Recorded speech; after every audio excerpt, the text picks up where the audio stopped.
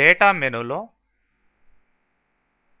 మీ షీట్స్లో డేటాని ఎలా మేనేజ్ చేయాలి అనే దానికి ఆప్షన్స్ ఉన్నాయి. మరి ఫస్ట్ ఆప్షన్ చూడండి, సార్ట్ బై అని ఇక్కడ నెంబర్ ఆఫ్ ఫీల్డ్స్ ఇవ్వడం జరిగింది. అంటే ఏ ఫీల్డ్ మీద మీకు సార్టింగ్ ఆర్డర్ రావాలి. ఓకే, సార్ట్ బై జాబ్ అని ఇస్తున్నాం. మరి ఇక్కడ అసెండింగా డిసెండింగా అనేది మీరు సెలెక్ట్ చేసుకోవచ్చు. దెన్ బై అంటే జాబ్ మీద ఫస్ట్ సార్ట్ చేసినప్పుడు మళ్ళీ దాంట్లో క్లర్క్లు ఒక 3-4 ఉన్నారు ఇక్కడ.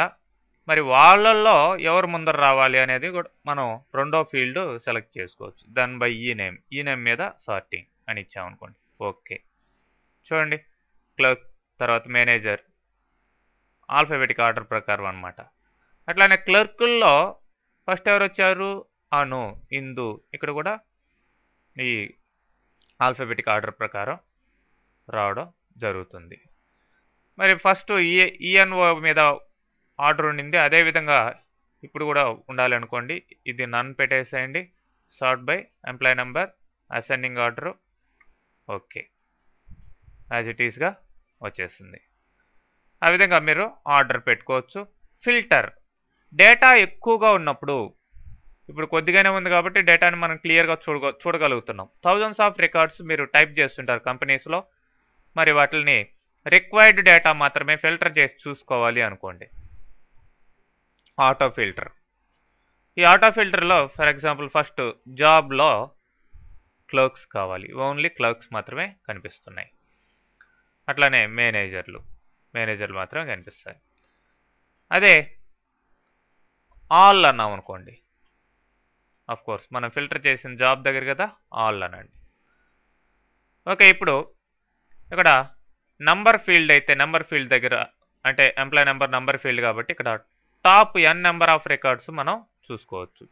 టాప్ సపోజ్ 5 ఐటమ్స్ 5 అని ఇస్తాను. ఓకే, అంటే లాస్ట్ 5 రికార్డ్స్ రావడం జరిగింది.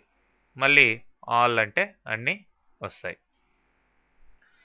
ఇదే విధంగా కస్టమ్ ద్వారా కూడా మీరు షోస్ రోస్ వేర్ అని చెప్పి ఈఎన్ఓ ఈక్వల్ టు లేదంటే గ్రేటర్ దెన్ కండిషన్ పెట్టి ఆ కండిషన్ దేనికంటే ఎక్కువ ఉన్నట్టు రావాలో ఈ కండిషన్ ఇవ్వచ్చు. సపోజ్ 104 కంటే ఎక్కువ ఉన్నట్టువే రావాలి. ఓకే, ఆ విధంగా మళ్ళీ ఆల్ అంటే అన్నీ వచ్చేస్తాయి. నెక్స్ట్ ఫిల్టర్లోనే ఆటో ఫిల్టర్ వద్దనుకుంటే తీసేయచ్చు. అడ్వాన్స్డ్ ఫిల్టర్ కావాలంటే పెట్టుకోవచ్చు. క్రైటీరియా లిస్ట్ రేంజ్ అడుగుతుంది ఫస్ట్. మొత్తం ఇది లిస్ట్ రేంజ్. దీంట్లో క్రైటీరియా అంటే condition. For example job clerk, అది మాత్రమే కండిషన్ అనుకుందాం. ఓకే, ఓన్లీ క్లర్క్స్ మాత్రమే వస్తాయి అలా. నెక్స్ట్ షో ఆల్ అంటే మొత్తం డేటా మొత్తం వచ్చేస్తుంది. ఆటో ఫిల్టర్ ఉంటే ఫర్ ఎగ్జాంపుల్ ఆటో ఫిల్టర్ పెట్టున్నాం అనుకోండి, వద్దనుకోండి ఆటో ఫిల్టర్, దాని మీద డీసెలెక్ట్ చేసేయండి ఆ విధంగా. సరే, నేను ఇప్పుడు జాబ్ వైజ్ ఆర్డర్ పెట్టుకుంటున్నాను, సార్టింగ్ ఆర్డర్, ఎందుకంటే నెక్స్ట్ గ్రూపింగ్ చేయాలి కాబట్టి. ఓకే, జాబ్ వైజ్ క్లర్క్లన్నీ ఒక పక్క, మేనేజర్లు ఒక పక్క, అట్లా గ్రూప్గా రావడం జరిగింది. ఇప్పుడు ఫామ్,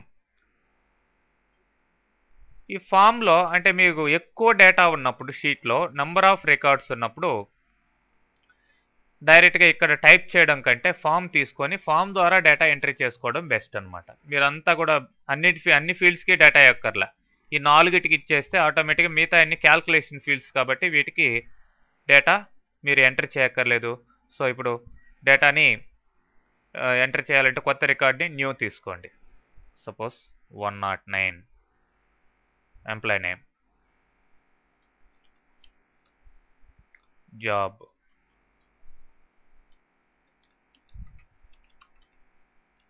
బేసిక్ సాలరీ,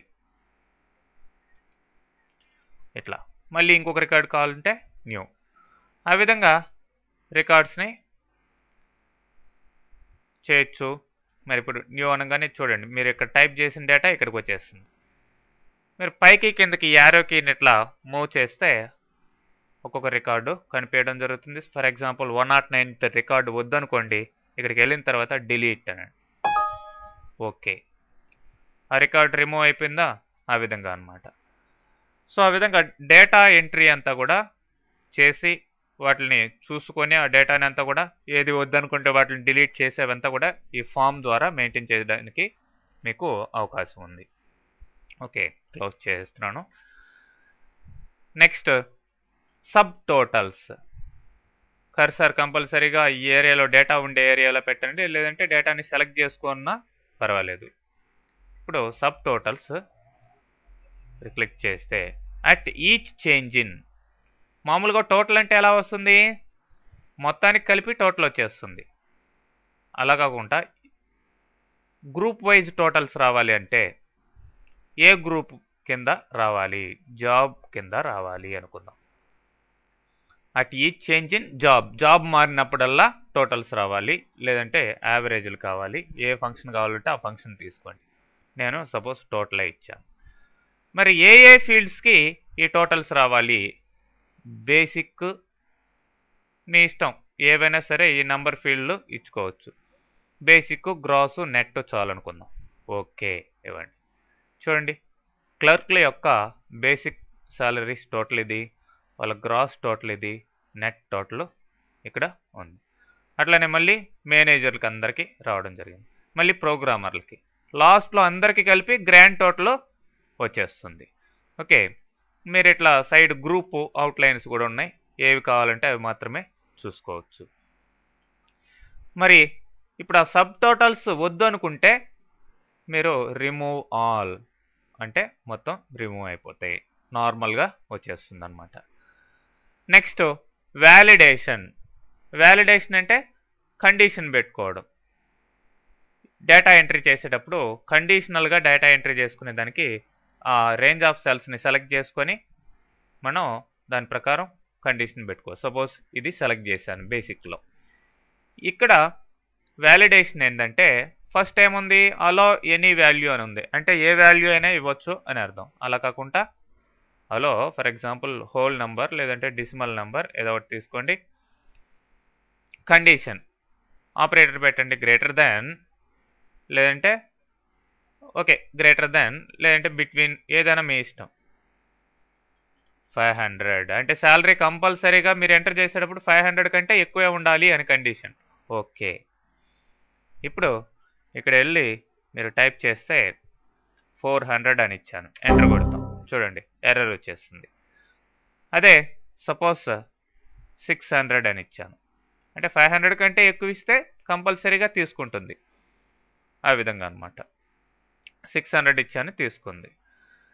అలా మీరు ఆ పర్టికులర్ రేంజ్ ఆఫ్ సెల్స్కి కండిషన్ పెట్టుకొని ఆ కండిషనల్గా డేటా ఎంటర్ చేసుకునేదానికి అవకాశం ఉంటుంది. ఇప్పుడు వ్యాలిడేషన్లో క్లియర్ ఆల్ అంటాం, మొత్తం క్లియర్ అయిపోయింది. ఫైనల్గా ఓకే ప్రెస్ చేయండి. సో ఆ విధంగా డేటాలో